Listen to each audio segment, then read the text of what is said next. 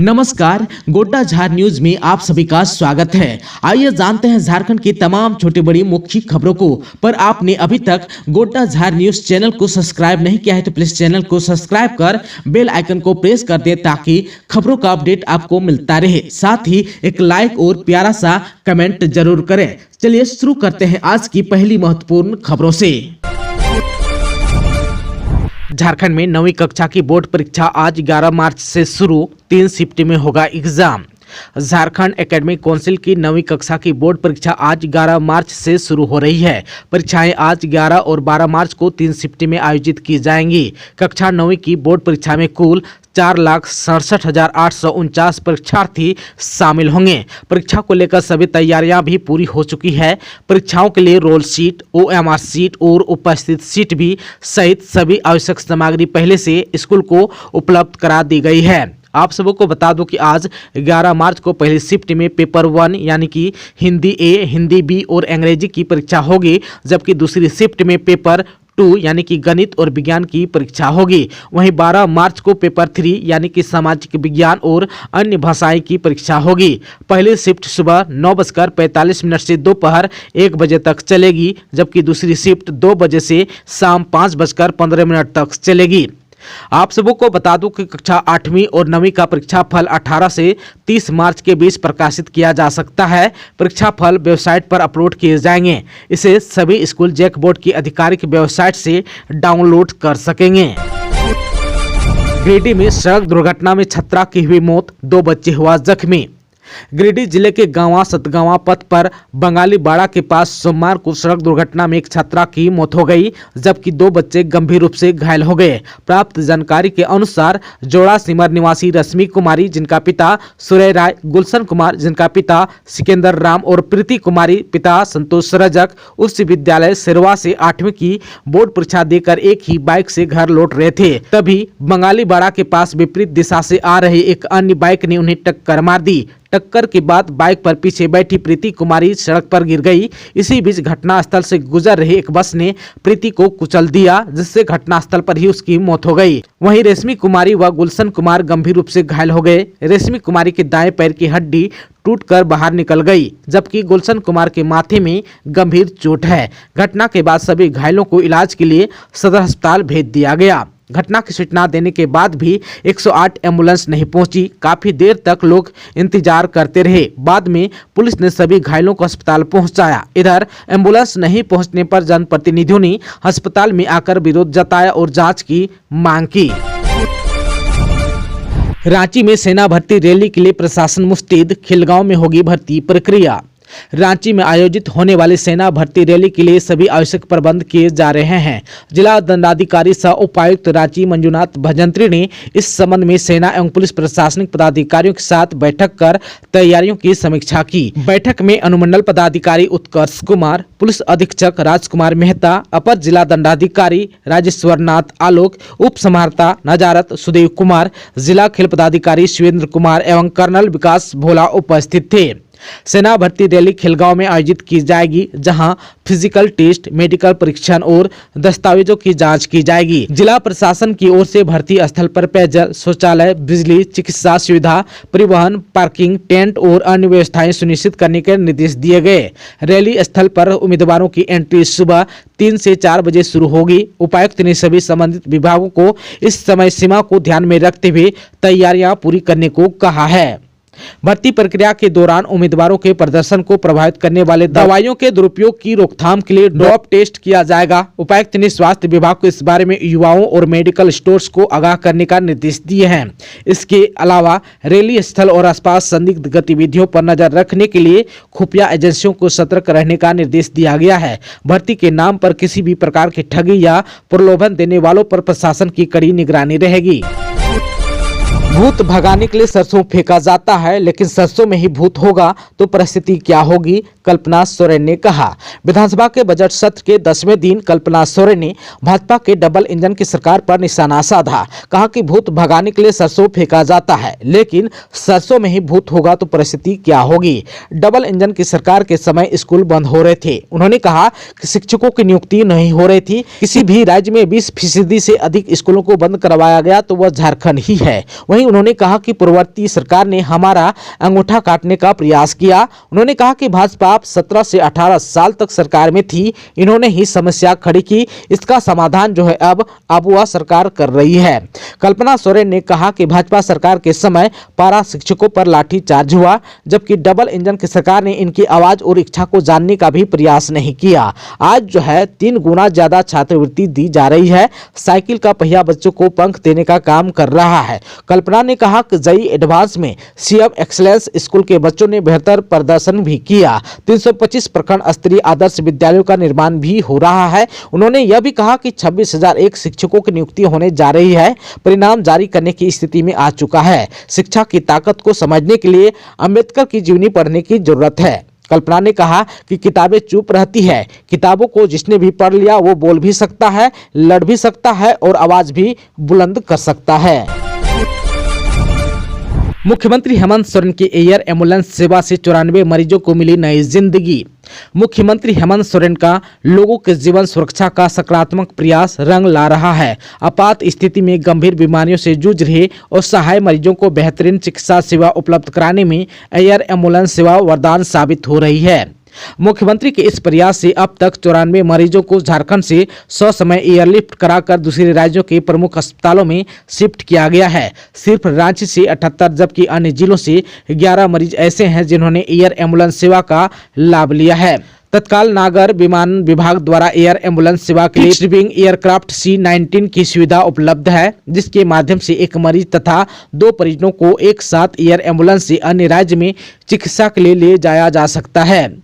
राज्य के आम और खास हर वर्ग के मरीजों के परिजन नगर विमान विभाग द्वारा संचालित 8210594073 मोबाइल नंबर पर फोन कर एयर एम्बुलेंस की सेवा संबंधित जानकारियां 24 घंटे किसी भी समय ले सकते हैं। सरकार ने वादा निभाया, महिलाओं के खाते में आने लगे रुपये, कांग्रेस ने कहा। गिरिडीह के जमुआ के युवा कांग्रेस नेता सुभाष यादव ने कहा कि झारखंड सरकार ने जनता से जो वादा किया था उसे पूरा कर दिया है। होली से पहले महिलाओं के बैंक खाते में मैया सम्मान योजना की राशि आने लगी है। इससे महिलाओं में खुशी है। वे मुक्त कंठ से झारखंड सरकार की प्रशंसा कर रही है। सरकार ने महिला दिवस पर राज्य के सभी लाभुकों के खाते में एक साथ 3 महीने की मैया सम्मान राशि की पूरे 7500 रुपये भेजा है। अब सभी मैया अपने परिवार के साथ खुशी से होली मना सकेंगे। त्योहार पर वे अपनी जरूरतों को पूरा कर सकेंगी। उन्होंने कहा कि मुख्यमंत्री हेमंत सोरेन के नेतृत्व में राज्य की महिलाओं को उनका हक देने का कार्य किया जा रहा है। स्वास्थ्य मंत्री व सीपी सिंह में तकरार, इरफान ने लगाया गाली देने का आरोप।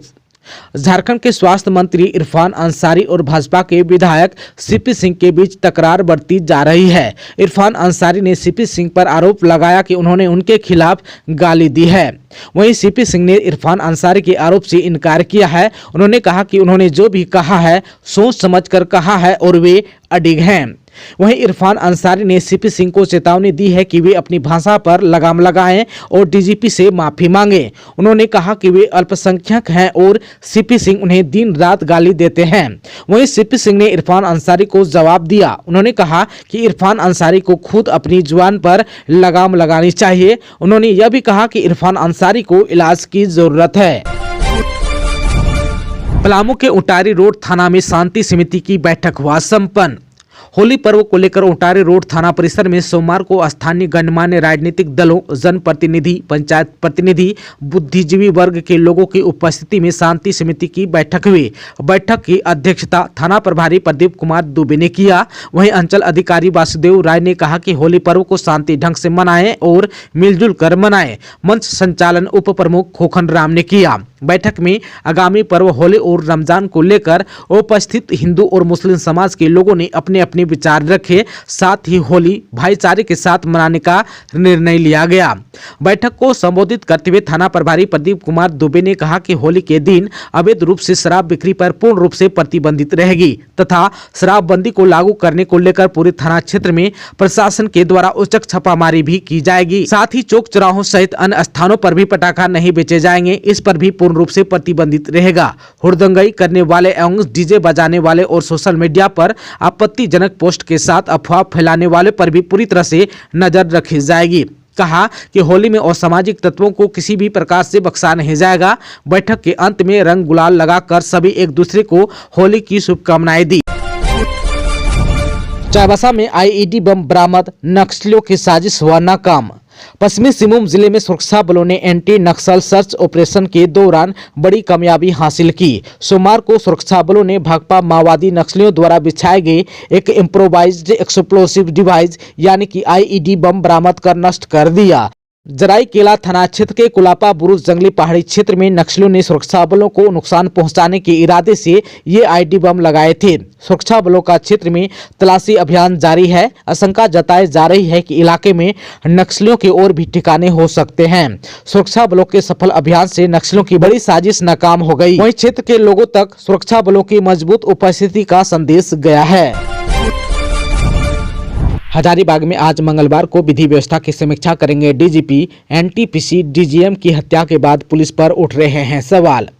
झारखंड के डीजीपी अनुराग गुप्ता आज मंगलवार को हजारीबाग जाएंगे। डीजीपी जिले के एसपी, रेंज के डीआईजी और जोनल आईजी के अलावा जिले के पुलिस पदाधिकारी के साथ विधि व्यवस्था को लेकर समीक्षा करेंगे। साथ ही वो पुलिस अफसरों को विधि व्यवस्था बनाए रखने, संगठित आपराधिक गिरोह पर कार्रवाई करने को लेकर कई दिशा निर्देश भी देंगे। इस दौरान डीजीपी के साथ एटीएस एसपी भी रहेंगे। आप सबको बता दूं कि बीते 8 मार्च को एनटीपीसी के डीजीएम कुमार गौरव को अपराधियों ने गोली मारकर हत्या कर दी थी। इस घटना के बाद हजारीबाग जिले की विधि व्यवस्था को लेकर विपक्ष के द्वारा सवाल खड़े किए गए हैं। सरायकेला में होली को लेकर कुडुक वीडियो ने की शांति समिति की बैठक। चांडिल अनुमंडल क्षेत्र के तिरुलडी थाना परिसर में सोमवार को होली को लेकर शांति समिति की बैठक हुई। बैठक की अध्यक्षता कुडुक वीडियो राजश्री ललिता बखला ने की। वीडियो राजश्री ललिता बखला और सीओ सत्येंद्र नारायण पासवान ने लोगों से रंगों का त्योहार भाईचारा के साथ मनाने की अपील की। कहा कि एक दूसरे से गले मिलकर त्योहार मनाएं। उन्होंने नशे से दूर रहने व पुलिस प्रशासन के साथ सहयोग करने की अपील की ताकि त्योहार शांतिपूर्ण माहौल में मनाया जा सके। बैठक में तिरुलडी थाना प्रभारी अविनाश कुमार ने कहा कि होली पर सुरक्षा के पुख्ता इंतजाम रहेंगे। पुलिस प्रशासन की हर बिंदु तेज बाइक राइडिंग करने वालों पर विशेष नजर रहेगी। उन्होंने लोगों से अफवाहों से दूर रहने और अफवाह फैलाने वालों के बारे में तत्काल पुलिस को सूचना देने की भी अपील की। इस बैठक में शांति समिति के सदस्य व क्षेत्र के गणमान्य लोग भी उपस्थित थे। भाजपा ने शिक्षकों से दारू बेचवाने का काम किया, बीजेपी का वॉकआउट। विधानसभा के बजट सत्र के 10वें दिन स्कूली और उच्च शिक्षा विभाग के बजट पर अपनी बात रखते हुए शिक्षा मंत्री रामदास सोरेन ने विपक्ष को निशाने पर रखा। कहा कि शिक्षक की बहाली नहीं होना, स्कूल बंद करना, शिक्षकों और छात्रों का नहीं होना, ये पूर्ण रूप से भाजपा के कार्यकलाप की देन है।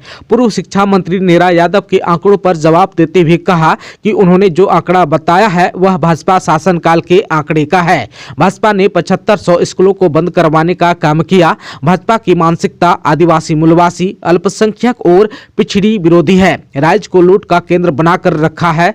मास्टर से दारू बिचवाने का काम किया। शिक्षा मंत्री के इस बयान पर बीजेपी के विधायक नवीन जायसवाल ने आपत्ति जताई। इसके बाद भाजपा विधायकों ने सदन से वॉकआउट किया। शिक्षा मंत्री ने कहा कि आज राज्य में सीबीएसई पैटर्न पर स्कूल चल रहा है। जनजातीय क्षेत्रीय भाषा के अनुरूप शिक्षकों की बहाली होगी। जमशेदपुर में ट्राइबल यूनिवर्सिटी बन रहा है, इसमें शोध का विभाग भी खुलेगा। वहीं शिक्षा मंत्री ने कहा कि अगले 5 साल में राज्य की शिक्षा व्यवस्था सुदृढ़ होगी, व्यवस्था बेहतर होगी, रोजगार भी मिलेगा और पलायन भी रुकेगा। अभी राज्य सरकार ने स्कूलों में शिक्षकों के बीच टैब का वितरण किया है। सारी व्यवस्था ऑनलाइन होगी। शिक्षकों को 1 साल में 50 घंटे की ट्रेनिंग भी दी जाएगी। कोल्हान अधीक्षक की अस्थायी नियुक्ति की मांग, विधायक ने सदन में उठाया मामला। मनोहरपुर के विधायक जगत मांझी ने सोमवार को विधानसभा में कोल्हान अधीक्षक की अस्थायी पदस्थापना का मामला उठाया। अपने तारांकित प्रश्न में विधायक ने सरकार से कहा कि कोल्हान अधीक्षक का पद प्रभार में चलने के कारण आम लोगों को दिक्कतों का सामना करना पड़ रहा है। जनहित में सरकार को उक्त पद पर अस्थायी पदस्थापना करनी चाहिए। इस पर सरकार की ओर से कहा गया कि पश्चिमी सिंहभूम के डीसी ने अपनी रिपोर्ट में कहा है कि कोल्हान अधीक्षक के पद पर सरकार समय समय पर पदस्थापन करती आ रही है। वर्तमान में सदर एसडीओ चाईबासा को इस पद का अतिरिक्त प्रभार दिया गया है। सरकार की ओर से कहा गया कि कार्मिक विभाग को एसडीओ की पदस्थापना की सूचना मिलते ही कोल्हान अधीक्षक की पदस्थापना कर दी जाएगी। मालूम हो कि मानकी मुंडा स्वशासन व्यवस्था के अंतर्गत कोल्हान अधीक्षक का पद काफी महत्वपूर्ण है। 1857 में सिपाही विद्रोह के बाद ब्रिटिश हुकूमत ने कोल्हान क्षेत्र में राजस्व संग्रह व अन्य प्रशासनिक कार्यों के लिए कोल्हान अधीक्षक के पद का सृजन किया था। परंतु विगत कुछ वर्षों से इस पद पर अस्थायी पदस्थापना नहीं होने से मानकी मुंडा को कार्य करने में कई तरह की परेशानियों का सामना करना पड़ रहा है। रांची के पूर्व उपायुक्त छवि रंजन को सीने में दर्द की शिकायत, जेल से रिम्स भेजे गए। रांची के पूर्व उपायुक्त छवि रंजन को इलाज के लिए जेल से रिम्स भेजा गया। सीने में दर्द की शिकायत के बाद बिरसा मुंडा सेंट्रल जेल के डॉक्टरों ने उनकी जांच की। इसके बाद उन्हें रिम्स रेफर किया गया। वह जमीन घोटाले में मनी लॉन्ड्रिंग के आरोप में जेल में बंद थे। ईडी ने उन्हें गिरफ्तार कर न्यायालय के आदेश पर जेल भेजा था। आप सबको बता दूं कि वह मनी लॉन्ड्रिंग के 2 मामलों में आरोपी हैं। एक मामले में उन्हें जमानत मिल चुकी है।